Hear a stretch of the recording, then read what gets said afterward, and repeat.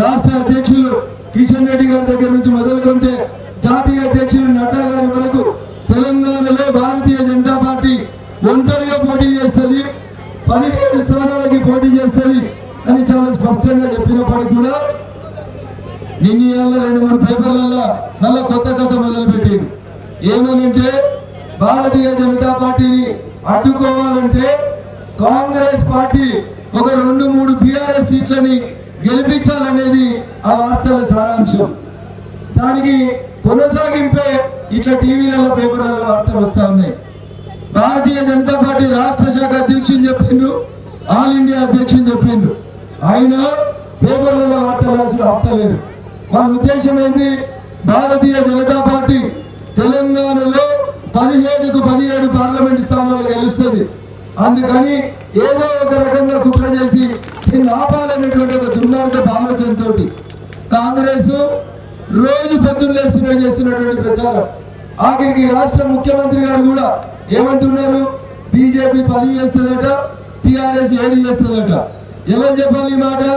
అయితే కిషన్ రెడ్డి గారు చెప్పాలి, లేకపోతే చంద్రశేఖరరావు గారు చెప్పాలి. ఎవరు చెప్తున్నారు? కాంగ్రెస్ పార్టీ ప్రెసిడెంట్ చెప్తున్నాడు బీజేపీ 10 చేస్తుంది, బీఆర్ఎస్ 7 చేస్తుందని. అంటే మనకి సంబంధం ఉందని చెప్పి రాష్ట్ర శాసనసభ ఎన్నికల్లో ఏ రకంగానైతే మనల్ని బదనాం చేసి మనం ఉండాల్సిన స్థానానికి వాళ్ళు వచ్చిండ్రో, మళ్ళొకసారి పార్లమెంట్ ఎన్నికల్లో కూడా బీజేపీ బీఆర్ఎస్ పొత్తుంటుందని చెప్పి తప్పుడు ప్రచారం చేస్తున్నారు. దయచేసి ఎవరు కూడా నమ్మొద్దు. భారత రాష్ట్ర సమితి టీఆర్ఎస్ పార్టీ పరిస్థితి అయిపోయింది. వాళ్ళ దుకాణం బంద్ చేసుకోవాల్సిన పరిస్థితి వచ్చింది.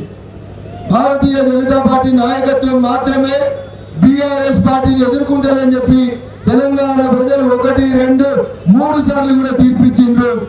నిజామాబాద్ లో కేసీఆర్ గారి కూతురు మీద ధర్మపురి అరవింద్ గారిని గెలిపించి మాకు ఈ కవితతో ఈ కేసీఆర్ గారు వద్దని మొట్టమొదటిసారిగా నిజామాబాద్ పార్లమెంట్ లో మొదలైనటువంటి ఆ ముచ్చట దుబ్బాకలో ఉప ఎన్నికల సందర్భంగా రఘునందన్ అనే నన్ను గెలిపించి మీరందరూ ఇచ్చినటువంటి తీర్పు టీఆర్ఎస్ పార్టీకి వాళ్ళ సొంత జిల్లాలోనే చెంపపెట్టినట్టు తీర్పిచ్చింది.